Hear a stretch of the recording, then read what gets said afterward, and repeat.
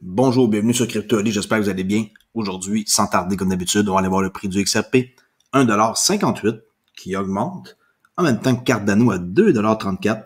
Excellent pour nos deux cryptos ici dans le top 5 qu'on adore. J'espère que vous avez ces deux-là en votre possession, parce que plus tard, ça risque d'être assez payant, merci pour ceux qui en possèdent. Même si c'est pas un conseil financier, Bitcoin qui remonte légèrement, mais à peine de misère à se rendre à 48 000 présentement, et qui a quand même chuté de 20% depuis 7 jours. Pour remonter mieux peut-être, on sait pas, mais je sais qu'ils sont en train de perdre du terrain, 38% seulement de domination ici pour Bitcoin. Gaz Ethereum très très bas présentement, même si c'est inacceptable encore, très très bas pour un samedi soir. Pourquoi? On sait pas. Ils sont en transition pour la phase 2 qui va prendre quasiment 2 ans. Alors soyez soyez très patient avec Ethereum, c'est loin d'être fini. Il y a bien des gens qui vont se virer vers Flare bien avant. Alors, comme je l'ai dit tantôt, 12,87% ici pour le XRP, ADA 15%, le reste est tout rouge quasiment, ma parole. Mais ici, on voit que vraiment, hein, XRP a connu une journée assez mouvementée, si on peut dire. Très, très, très cool. Tantôt, j'ai été témoin ici qu'il y a eu des transactions de malades. J'avais jamais vu ça de ma vie, là, comment que ça allait vite, là. Ça dure à peu près 30 secondes, là. Il y a eu quelqu'un qui s'est loadé, là, comme des gros montants. J'aimerais bien savoir retrouver les transactions à l'heure vers 9h15, heure de l'Est, le Québec, là. Europe. Alors, eux autres, c'est comme 3h du matin. J'aimerais bien savoir qu'est-ce qui s'est passé ici, là. Ben, je dis Europe, là. C'est Angleterre, France, partout, là, mais en tout cas, dans tout ce qui est un secteur proche de l'Europe, là. Il y a quelqu'un qui s'est loadé comme j'avais jamais vu de ma vie, là, des transactions, là, intenses. OK. On continue. Ici, la map est très, très rouge, comme j'ai dit, à part ADA et XRP, qui sont en train de dominer carrément ici tous les autres cryptos. Il y a aussi XLM qui se démarque très bien et Solana, le Matic. Le reste, c'est pas mal petite affaire clé, là, mais on n'en parle pas vraiment. Tout le reste, c'est rouge, une marée. OK? Comment c'est possible, hein? S'il y en a qui peuvent me répondre comment que deux monnaies peuvent bien performer quand que tout le monde sont rouges, ça veut dire tout le monde. Toutes les autres cryptos sont rouges. Ça, c'est sûrement parce que les gens, ils se virent vers d'autres solutions, hein. C'est pas un peu plus abordable investir dans quelque chose qui coûte 1,54 et 2,30 que 47 000. Ici, j'avais dit tantôt, hein, dans mon ancienne vidéo, que cette chandelle-là, ça pourrait terminer la semaine verte. Ça serait extrêmement intéressant pour aller chercher 1,76 et par la suite 1,97, là. J'ai vraiment hâte de voir si on va aller clôturer ici, peut-être d'ici demain soir. Puis après, la semaine prochaine, on espère aller jusqu'ici. Ce serait super cool d'atteindre 1,97. Ici, sur Twitter, avec Michael, qui a retweeté quelque chose de Warren Davidson, qui dit qu'en raison d'un manque de clarté de la réglementation, la plupart des Américains ont été incapables d'inclure ce marché extrêmement important dans leurs épargnes retraite. L'adoption de la loi sur la taxonomie des jetons apporterait la certitude nécessaire. J'ai hâte de travailler avec la SEC et ses collègues pour y arriver. Ici, Warren Davidson, c'est un membre du Congrès américain au service du 8e district de l'Ohio, ancien ranger de l'armée, constitutionnaliste. Ce n'est pas en compatisant de mettre l'Amérique en fait. Bon, ok, c'est pas important, mais on peut voir que le gars, hein, est en train de dire que c'est dommage qu'il n'y ait pas de clarté parce que regardez qu'est-ce que ça aurait fait pour ceux qui ont un compte épargne retraite. Hein, il aurait pu peut-être avoir une plus belle retraite que en ayant ça réglementé, il aurait pu investir et faire beaucoup d'argent. Là, on voit le marché hein, qui 2,5 trilliards de dollars. Là. C'est carrément là-dessus qu'on se tient. Là. Puis c'est une méchante différence contrairement à 2018. C'était ridicule finalement 2018. Là. Pure spéculation comparée à qu'est-ce qui se passe présentement. C'est incomparable. Et on est juste dans le début de quelque chose, hein, en passant. Le rêve du milliardaire, Bitcoin façonne son empire commercial en Norvège. On peut voir ici le monsieur que je vais pas dire son nom parce que, désolé, Kijel Ingi Roki, là, je sais pas comment on dit ça en norvégien, là. Bitcoin est en train de construire une clientèle loyaliste qui dit dans le cœur industriel de la Norvège, alors que l'une des personnes les plus riches du pays embrasse la crypto pour toujours, qui est toujours controversée. Lui, il possède 5 milliards de dollars de fortune. Et c'est ça. Lui a commencé comme pêcheur, imaginez-vous, là, pour construire une fortune d'environ 5 milliards. Dans l'industrie offshore norvégienne, a déjà révélé sa conviction que Bitcoin serait du bon côté de l'histoire. Désormais, la société d'investissement industriel de Rocky, on l'appelle comme ça, se dit ouverte à l'idée d'accepter les paiements en crypto-monnaie. On voit qu'avec son beau sourire, ça veut tout dire. Hein? Quelqu'un qui a un beau sourire comme ça, habituellement, hein, on les reconnaît. Avec leurs milliards de dollars. Très, très rare de voir quelqu'un qui sourit pas puis qui a des milliards. Petite parenthèse comme ça, constatation là, qui est pas nécessaire. Mais en tout cas, Mark Cuban, ici, les prix de la crypto reflètent de plus en plus la demande réelle. Le milliardaire est optimiste sur la participation de DAO, les réseaux avec une utilisation réelle et l'adoption massive à l'horizon. Dans un fil Twitter aujourd'hui, l'investisseur milliardaire Mark Cuban, que je vous rappelle qui est propriétaire des Mavericks, l'équipe de basketball au State, a pesé sur l'état actuel et l'avenir de la technologie et de l'investissement blockchain, concluant finalement que s'il existe de réels obstacles à l'adoption, les prix des actifs, écoutez bien, reflètent de plus en plus une véritable utilité et une demande. Et que le jour viendra finalement où la crypto sera mature au point où nous nous demandons comment nous avons jamais vécu ça. Et oui, autrement dit, les gens vont arriver, ils vont faire comme ça qu'on n'avait pas ça avant, c'est même bizarre, c'est donc bien pratique, c'est donc bien rapide, ça coûte donc bien pas cher. Mais les gens, ils vont allumer juste 10 ans plus tard. J'espère que si vous m'écoutez présentement, vous avez au moins quelques sortes de crypto-monnaies, dont le XRP, là, qui est toujours en dessous de 2$. Ça serait mieux pour votre avenir. C'est pas un conseil, mais sérieusement, pensez-y vraiment à mettre qu'est-ce que vous pouvez, $100, 500, 1000, 10 000, peu importe. Faites qu'est-ce que vous voulez, mais ne prenez pas de l'argent de quelqu'un. Pas de carte de crédit, empruntez pas. Endettez-vous pas pour de la crypto, s'il vous plaît. Prenez juste un peu d'argent que vous avez de côté, mais faites pas la gaffe de faire qu'est-ce que certaines personnes font avec leur carte de crédit, ok? Parce que c'est très dangereux quand même comme marché, vu que c'est encore immature. L'Argentine ordonne aux échanges cryptographiques de fournir des rapports mensuels sur les utilisateurs, alors que l'Argentine tente d'arrêter la dévaluation de sa monnaie nationale, qui chute comme pas possible. Les autorités gouvernementales ont des utilisateurs de crypto sur leur radar.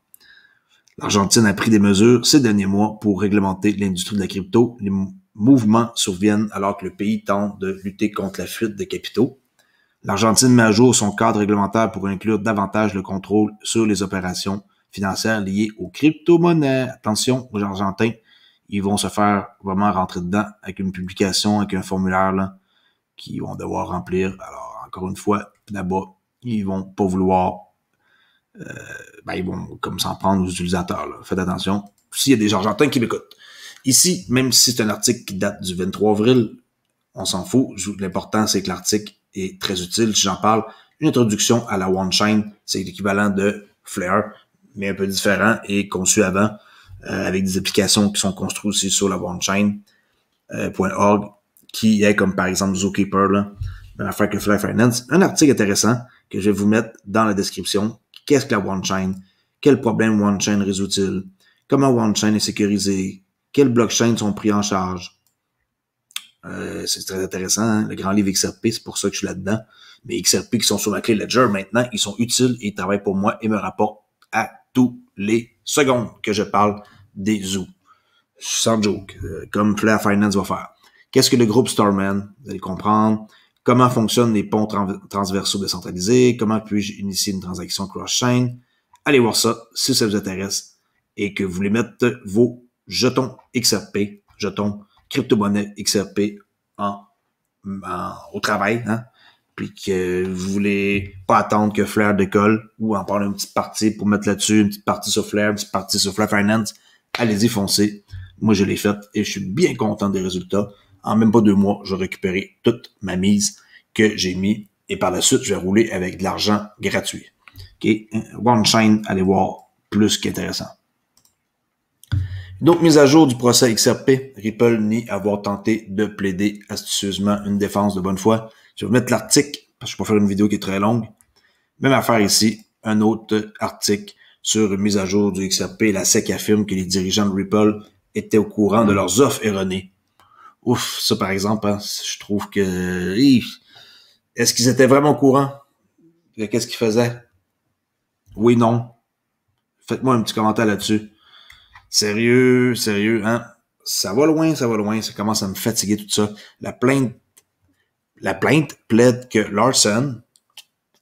Larson était conscient de son rôle global dans la distribution illégale de Ripple, que ses propres intérêts financiers étaient alignés sur les intérêts de Ripple et qu'ils avaient pris des mesures pour les promouvoir. Vous en pensez quoi de ça? Vous êtes tanné, hein, du procès de la SEC, hein? Ben, on va devoir encore attendre parce que c'est pas encore fini.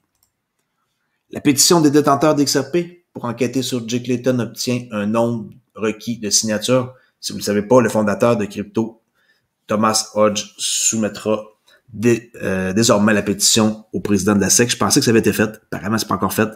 La pétition, c'est 30 000 signatures qui vont être soumises. Et lui, il va recevoir ça, le nouveau chairman de la SEC, Gary Gensler. Il clôture la pétition, il prépare le document final pour que tous les signataires dans le fond, soumettent électroniquement au président Gary Gensler dans la journée, là. Fait que ça veut dire que c'était fait peut-être vendredi, c'est ça. Je vais passer vendredi, désolé, là. Alors, vendredi, ça a été comme soumis. C'est hier, parce qu'on est samedi. Alors, ça a été vraiment soumis le 14 mai. Il a très hâte de voir 30 000 personnes, c'est pas rien, là, qui ils veulent se faire entendre. Un analyste de haut niveau dit qu'il est en train de charger son portefeuille en Ethereum, XRP et 5 autres crypto-monnaies. Vous devez le connaître, Credible Crypto, qui est vraiment comme un très bon analyste, avec beaucoup de monde qui le suit. Il est en train de charger en Hedera Hgraph. J'en ai parlé aujourd'hui dans mon live, que vous devriez absolument regarder ce projet-là. Bitcoin, Bitcoin Cash, EOS, Zcash, Bitcoin, Litecoin, ok? On les voit ici, là, XRP, Hbar, Bitcoin Cash, EOS, ZEC, Ethereum et Litecoin. Vraiment des projets qui dit que il y a 200 000 abonnés. Le gars, là, il est très populaire. Il fait des bonnes analyses et tout. Et lui, il dit que, par exemple, Hedera Hbar devrait se situer entre 2$ et 5$. Ça veut dire que c'est intéressant. Vous devriez comprendre qu'en bas de 30 cents présentement, c'est encore un excellent prix pour Hedera Hgraph. Et lui, il dit que c'est le potentiel de 545% à 1500% de rallye à partir de son prix actuel qui est de 31. Là. Un petit peu plus que ça, je pense qu'il est à Hedera Hgraph. Il est à combien?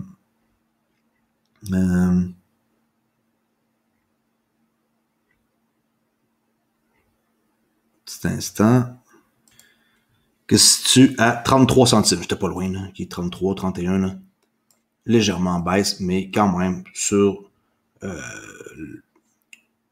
la semaine, on est en positif. Allez voir ce projet-là, ça vaut vraiment la peine. Il est de mes favoris, c'est parce que j'en possède. OK, c'est ça que ça veut dire. OK. Je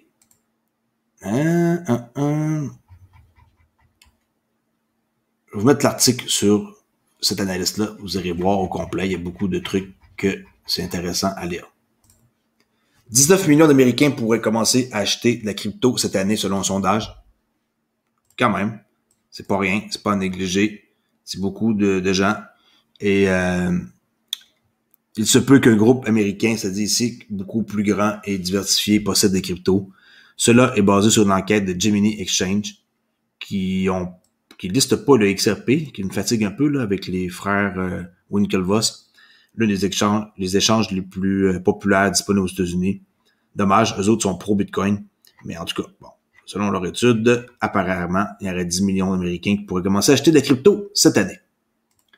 Et pour finir, ici, il reste 2 petites affaires à revoir.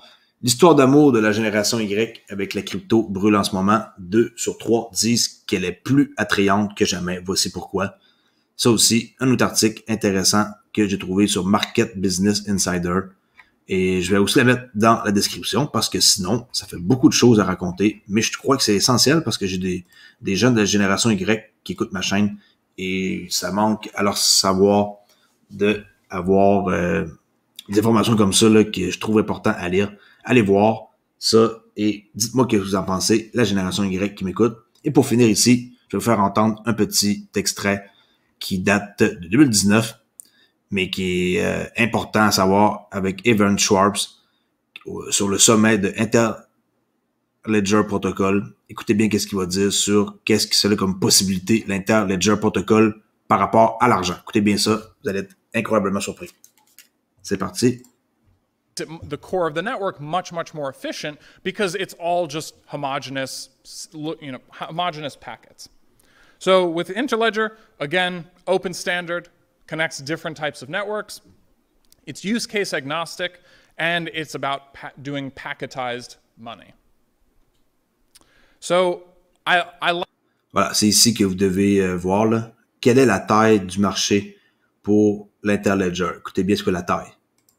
Some people have heard me say this before, but I'll throw it out to the audience. What is Interledger's total addressable market size?